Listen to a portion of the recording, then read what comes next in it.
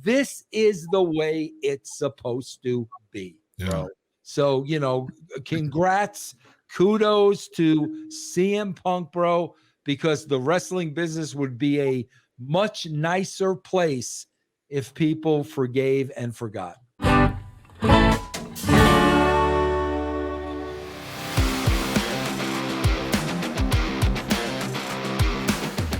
All right, let's talk about Road Dogg speaking about his meeting CM Punk backstage. He said, he and I, first time I saw him, he was sitting at a catering table, and he and I met eyes, and he stood up, and we shook hands, and we kind of didn't say anything for a minute. And then he literally, and I feel safe sharing this because I shared it with him face to face the following day, how impactful it was.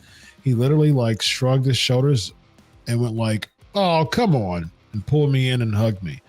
I'll tell you the truth, it immediately made me feel like an a-hole, like a piece of crap. It humbled me and myself, if that makes sense.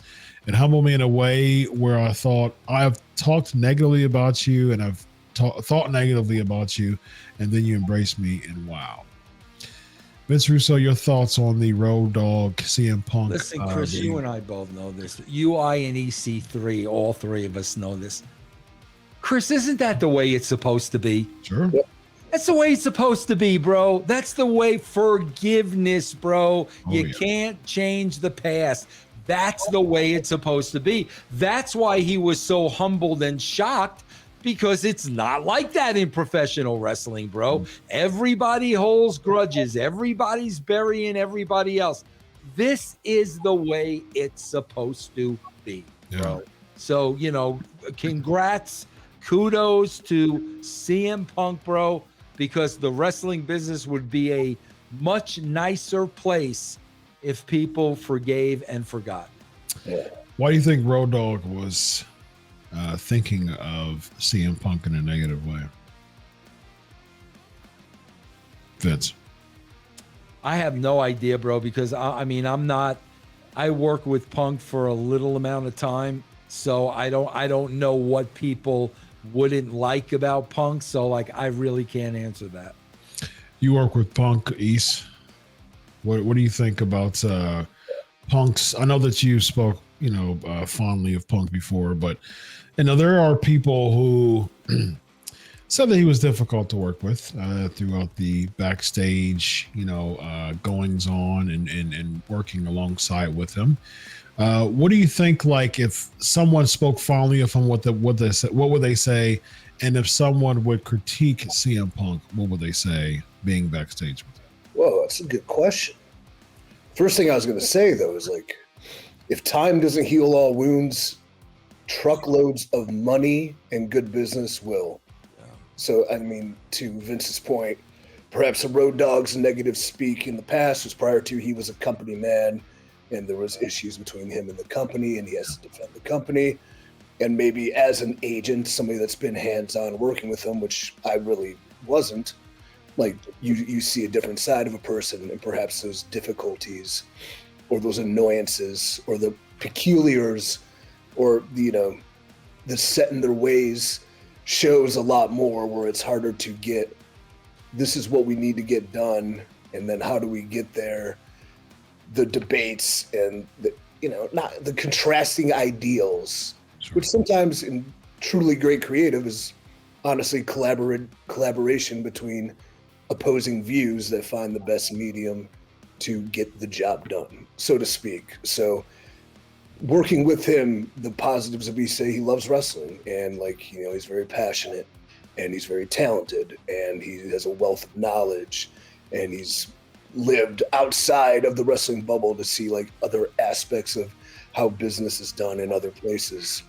And I guess negatives that I don't know, because I never worked with him on a high level, would be he's very much set in his ways, or it's very hard to get him to do what we want him to do because he feels this way about certain things, or this is not the way he would go about it. And it's just, that's what it takes to be a top guy, honestly. And so that's the thing that is neglected when people are, considered having bad attitudes, or they're, difficult to work with, or they're hard. Sometimes when you're very passionate about who you are and what you're doing and how you want to get there, you are difficult because you truly believe your way is the right way, and you're willing to fight on the hill and sometimes even die on the hill. So that is a thing that does separate top guys from the rest of the pack, which I've noticed. Sure. In both ways, from being not a top guy to being a top guy, that like you have to be willing to fight for what you want. And then sometimes it can become excessive and you can become, quote, difficult to work with.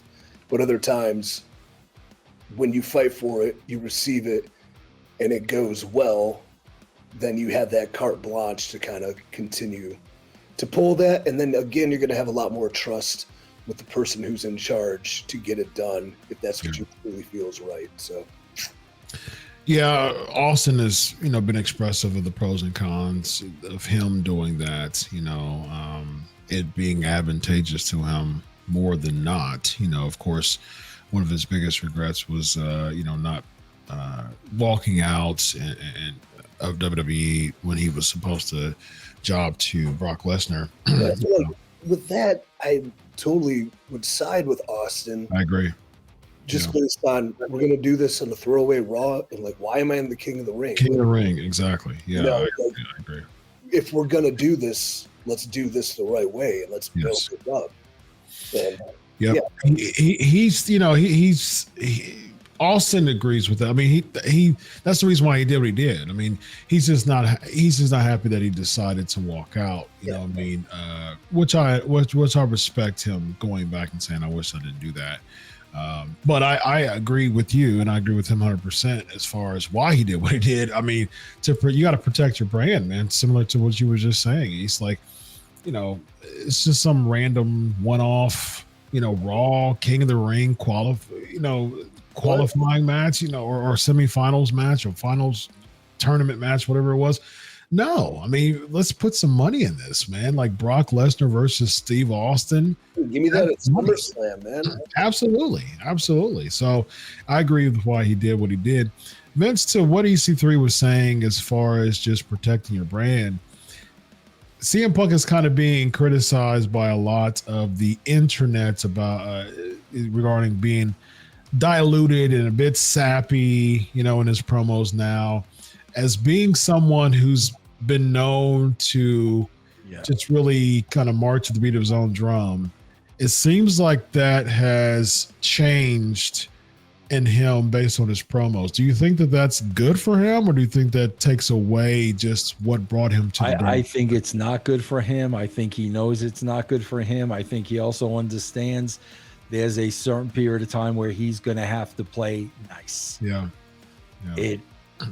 There's going to come a time, bro, when it's going to be something really, really, really important to him. And then he's going to dig in and we're going to get right back to the way it was. I guarantee that without a shadow of a doubt. Bro, listen, here's what people don't understand. I can remember, man, specifically, man, Highway to Hell, SummerSlam. Okay? Bro, what happened was during the build, Austin and Taker became really, really good friends.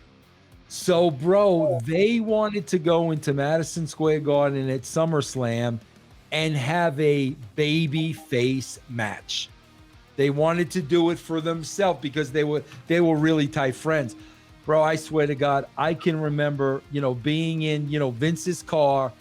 He was in the front and I was in the back, and it was a yelling match.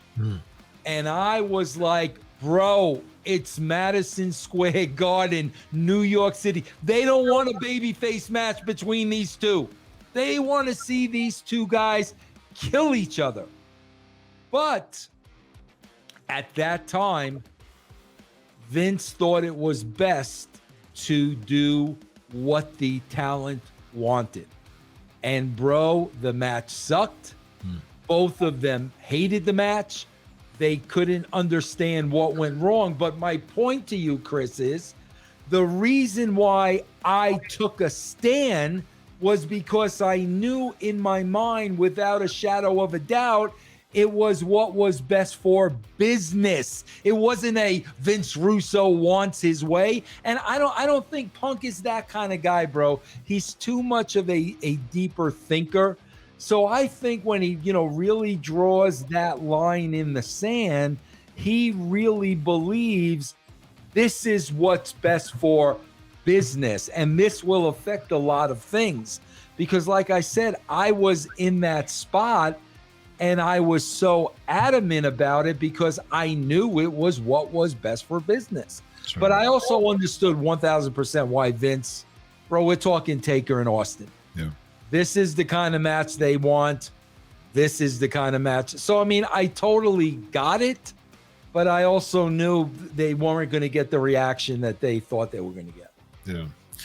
We shall see how long this honeymoon stage of CM Punk and the WWE lasts, because CM Punk is naturally a cynic, and it's one of those things that, hey, I'll play nice at first, and this is a honeymoon phase here, but as a natural cynic, I'm gonna do cynical stuff, and I'll tell you exactly when it's gonna happen. What's that? It's gonna happen around Royal Rumble. Because that Royal Rumble is going to determine a lot of people's futures going forward. Mm-hmm. That's where it's going to happen, bro. So you think that if he's not booked to win, he's going to start biting back? Bro, the fact that he has already said a couple of times he's going to win, that tells me he's been told he's going to win. And if things change, I don't think that's going to be an easy change, bro. Here's the second possible timeline that he could start being cynical again. You mentioned before that just kind of like a tester. If CM Punk does win the Royal Rumble, that means that you predicted that he's going to put over Seth. Do you think that he'll bite back after that? Bro, I don't know how EC3 feels about this. I think because this was a big factor in, Sean and Brad, man, I think it really depends on what Seth's attitude is towards him. I really think that has a lot to do with it, bro. I mean, am I right, EC3? Yeah, I think you are. 100%. Yeah. And then I think, too, what is the aftermath of it?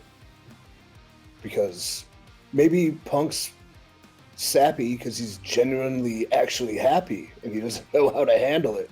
And one thing that always made him great was the gigantic chip on his shoulder that really resonated in his work / art.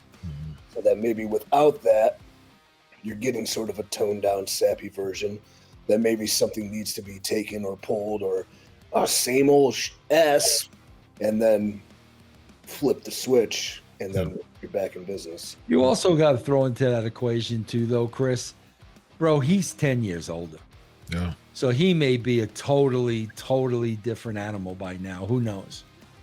Yeah, this is toward the twilight of his career too. Yeah. I mean, he's 45 years old, and so he didn't have too much more to go as far as a full-time wrestler is concerned. So, I think he's just kind of patching up old wounds and letting and just having being in a better state of peace. I mean, forgiveness is such a powerful cognitive tool, man. It really is, man.